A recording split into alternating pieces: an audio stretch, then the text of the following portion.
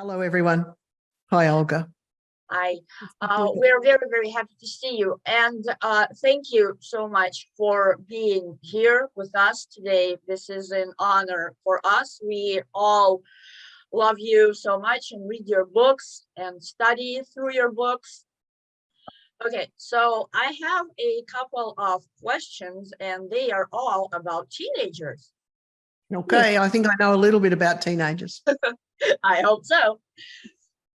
Okay, so the first one is, when you have a teenager and he is not happy about therapy, he's just like, I'm not gonna do it. This is, just some stuff that I don't need. Why is my mom telling me this? I know better and all that. What can a therapist do? The first thing I would say is don't be afraid.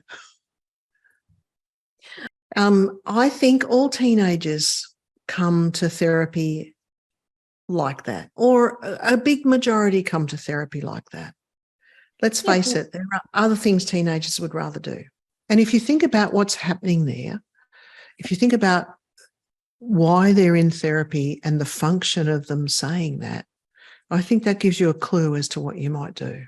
So if the function is somebody made me come because somebody else has something that they want me to change, then that's a problem. It's a bit like you going to work on your day off, Saturday or Sunday, because your boss told you to. You might go, but you're not really very happy to do it. But what we can do is find a way to connect with what that young person cares about and find something inside it that's for them, so that they're not doing it because someone told them to, but they're also doing it because there's something that's important to them. And I think it's good to say that directly, to say something like, I know you've been asked to come and I know you don't want to be here, and I really want to know what you want out of it. If you could choose something, what would that be? And I'll just add one more piece to that question. It's a big question, Olga. And that is, I think that our task is to help the young person see themselves as valid and bigger and more capable and stronger than what they see themselves. And so that's something that I also talk to them about, that my job is to help you see things inside yourself that you can't see. Yes, I like the metaphor about going to work on a Sunday. Yeah, I will do it, but do I want to? But if there was something in it for you, like that you got to see yourself as stronger or more capable or more competent, or there was something in there that you achieved, changes it, right? Yeah. Okay, so the next question might seem a little bit strange, but I have to ask it. It's about teenagers too. Okay, I'm ready. Okay. I hear all the time. I've heard it from my parents, and now I hear this from my friends who have teenagers, that in our age, we were not like this, and that the teenagers become more and more and more, I don't know, free or different or strange. And, it's like the parents and the kids deal. Well, this has been happening forever. If you look back, and you probably know this, Olga, from the time of Socrates in ancient Greece, there are comments about the teenagers being selfish and self-focused. So there's an evolutionary piece in here that's really important in the research. And that is that a teenager's job is to push the boundaries and to try new things. That's part of their evolutionary adaptation, to push the boundaries and try new things. And it's the adult's job to maintain some boundaries and say that's pushed too far.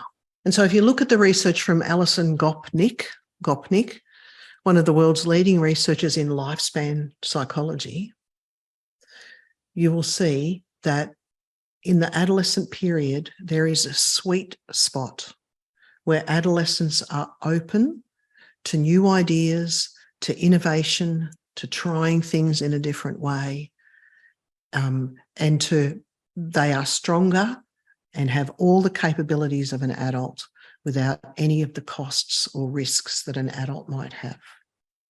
So that's why sometimes it looks like adolescents are going beyond the current social norm and doing things really different. It's part of their evolutionary adaptation.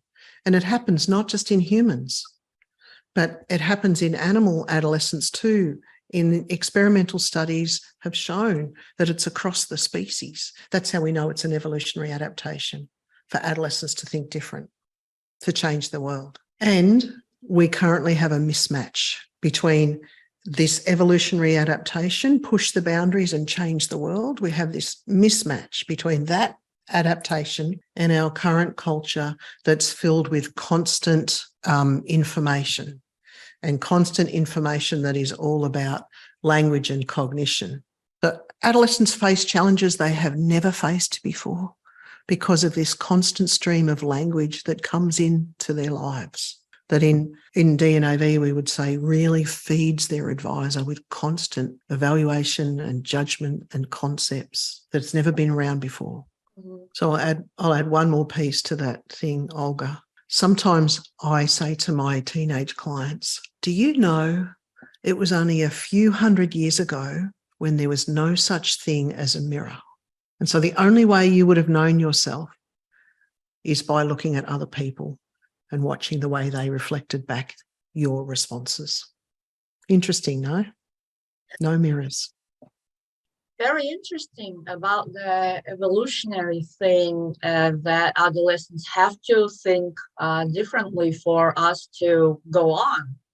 It's a very interesting thing. Me sitting here, don't have an adolescent near me, and I'm like, yeah, that's interesting. But when you are with them, that's a different perspective. That can be different. It can be harder or not harder. I don't know. Well, sometimes we can misunderstand their behaviour and worry about their future. So if we see an adolescent who has an attitude that's different, or is pushing the boundaries, or is arguing, sometimes we can see that as adults, be afraid for their future, that they might fall down. So we need to find a way to scaffold that so they can try new things, have new ideas, but doing it in a way that's helping them practice be good citizens for the future. Mm-hmm. Mm-hmm. Yes, and you said about the mirror, and I always say to my son, he's going to be 9 years old in a couple of days, that mommy did not have internet. I had to go to a library. I had to go to a library. I had to get a book, and show him, like, this is a book. He's like, yeah, I know what's a book. And he was like, well, how did you cheat? I'm like, there was no cheating.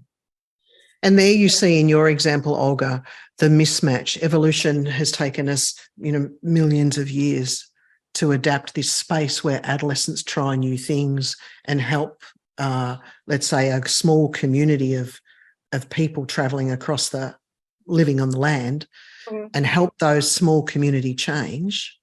But now we're in this mismatch place where technology is so fast that we haven't necessarily worked out how to catch up with that. Mm-hmm. And that's the task we have, to show our adolescents how to use this technology, how to use cheating, and how to also become an adult in the world or the culture that we live in. I say to my son, if it's safe for you and it's safe for other people, then maybe it's okay. But if it's not safe for you or other people or other human beings, or just beings, I shouldn't. You shouldn't do that. That's a good guide. That's a good, nice, clear guide. And what I like the most about that, Olga, is it's not just saying to your son what you value. That's a mistake we can make in ACT. It cannot be just what I value. It has to be what I value and what you value, what our community values. It has to be both, me and we, not just one. Thank you so much. Louise, do you have like 5-7 more minutes? Because we have 2 questions from I do. the chat. Okay, wonderful. Thank you, Olga. A question from Evgenia, and she's saying that parents are not always right. She had a boy, a teenager in therapy, and he's making more money when he is 12 years old than his mom and his dad. And his value is money. And what can the parents say, Well, that question is really at the heart of the problem. A teenager being designed to push the boundaries and not having all of the developmental capacity to know which is too far. And the adults needing to create a pushback on some of those boundaries. And it's also an important point why it's never just about what I value. That can't be the metric. We are citizens growing up in a society and a culture and a family and groups. And we have to balance and teach young people to balance the needs of those groups as well as their own. And that's a tough thing when there are so many reinforcers like money, quick money. And it's not impossible to do. It can be done, but it requires a context of nurturing and caring to do that. Okay, I have one last question. I'm sorry, we're not going to have time for all the questions. Maybe next time, because we have like 3 minutes left. Okay. Oh, this is a question in English. I like it. Many teenagers have a somewhat detached self-perception from reality, and they consider themselves much more valuable, and they are. I mean, when they say I don't have to go to school, I explain that this will give a field for choice. I tried to look for other meanings.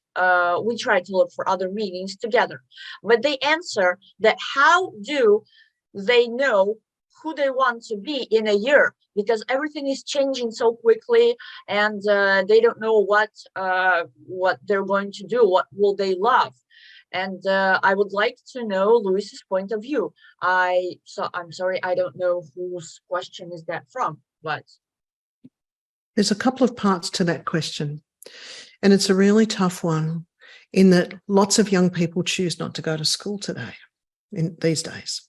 In our work in DNAV, we have spent a lot of time with these issues because it's really important for practitioners to understand what to do. And the answer is not to try to make them, or not to, in my opinion, the answer is not to try to make them, and not to connect with values in the future, because they're not thinking in the future, they're thinking about right now.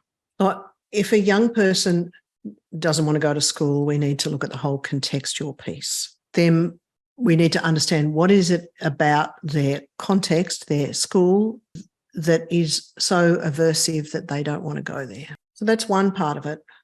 But the other part is looking at how the self piece, helping them understand who they are and helping them find a way to connect to value inside them, as well as helping them be able to deal with anxiety and avoidance and all of those things that make it hard to go to places.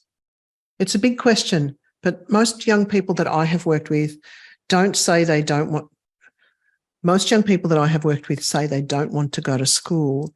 Underneath that is a sense of not belonging, not feeling like they have people there to connect to them, other students, not feeling like it matters to them. It matters if I'm there.